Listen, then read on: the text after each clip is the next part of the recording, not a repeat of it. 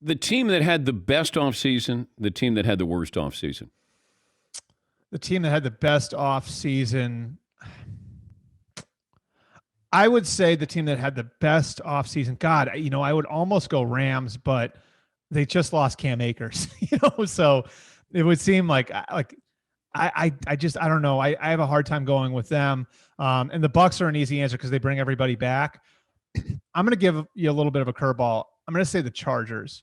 I like their head coach a lot, Brandon Staley.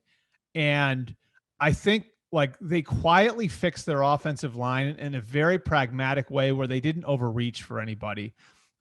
They got, I think, guy who some people would argue is the best center in the league, Corey Linsley. Yeah.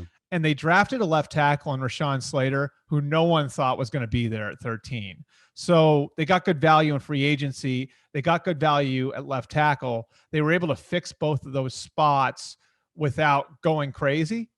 And then on top of that, they lose Hunter Henry at tight end, but I think you could argue if Jared Cook stays healthy, he could be an upgrade at that position. So I just look at them and what they've done to support their young quarterback, Justin Herbert. I think the Chargers had an awfully good offseason. Bad offseason, Houston. I